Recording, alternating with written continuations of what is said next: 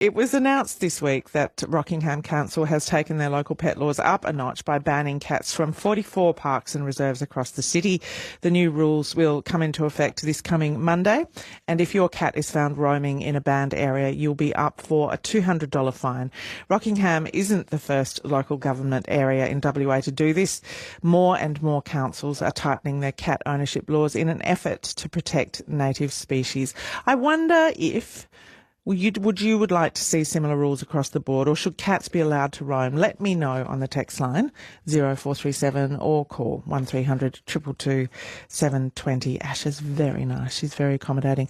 Jaana Dielenberg, sorry, is a spokesperson for the Biodiversity Council and a Charles Darwin University fellow. I have her on the line now to walk us through the case for banning pet cats from roaming. Good morning, Jaana. Sorry for monstering your name. Jaana. Oh my God. Oh, that's all right. Good morning, Amber. You can call me whatever you like. Right off the top, let's start with letting people know that you have a cat yourself. So is it fair to say you're not anti-cat, but more pro-responsible cat ownership? Oh, absolutely. And this is not our first cat. Our cat now, Apollo, he's about 5. He's been indoors only his whole life, other than access to a couple of small balconies with pot plants.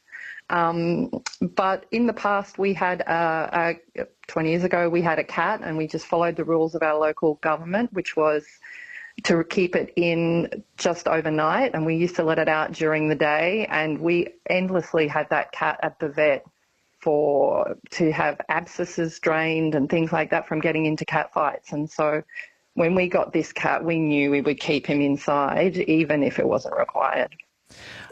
As soon as you said that, my recollection of cat abscesses, my life's history, certainly when I was younger and Mum had a couple of cats, and that was terrible. You're absolutely right.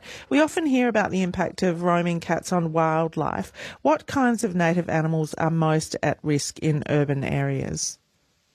Well, it depends on when your cat is out. So if your cat's allowed out at night, which cats do love to hunt at night if they get a chance, mammals and frogs are really going to cut the brunt of it. And so you might find that quenda, or the bandicoots, what your cat might be hunting, or possums, native rodents.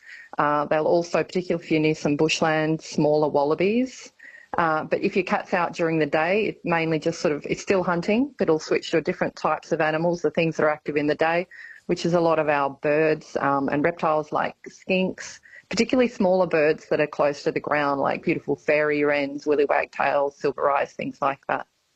You mentioned in your article, it was up on The Conversation a while ago, it was pretty forensic though, we loved it, that a roaming ban could save billions of dollars, which seems like a huge amount for a relatively simple rule. Could you break down where those savings come from and what costs we're currently dealing with?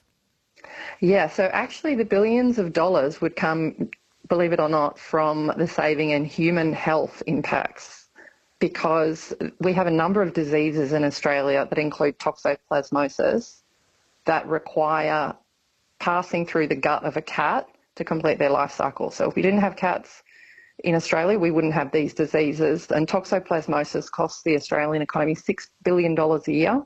It puts 8,500 people into hospital each year and causes about 550 deaths.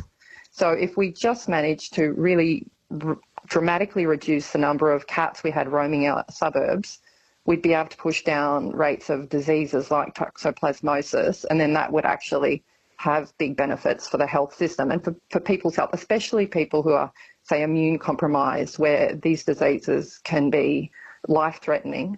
And there's also the benefits to cat owners from all the reduction in vet bills. Our indoor cat is just a fraction of the cost of what our outdoor cat was in terms of things like vet bills. So there's a range of factors. You also mentioned that a ban on roaming cats, you've spoken about public health there. Your survey found two-thirds of Australians support banning pets from roaming, a lot of people, and yet here in WA only a handful of councils have adopted these laws. Are we lagging behind the rest of the country? Wherever you are in Australia, what local governments can do is really strongly influenced by overarching state and territory laws. And Western Australia and New South Wales, unfortunately, their laws, you might consider them a bit archaic, make it really hard for local governments to take proactive action on cats easily. And so we'd really encourage the changes to the state level legislation that make it easier for local governments to work with their communities to bring in, to not just bring in new laws, but then to also work to educate their community and to provide them support and to monitor and enforce these rules so that we have a smooth transition. And so we get to the point with cats, like we are with dogs, where people just readily accept that they need to keep their dog inside. They see it just as part of what they do of being a responsible dog owner.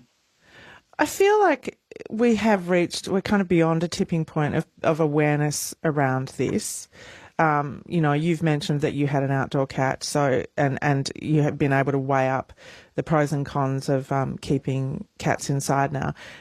How much more do we need to get the message out to the public to help them understand why it's important? I feel like everyone knows that.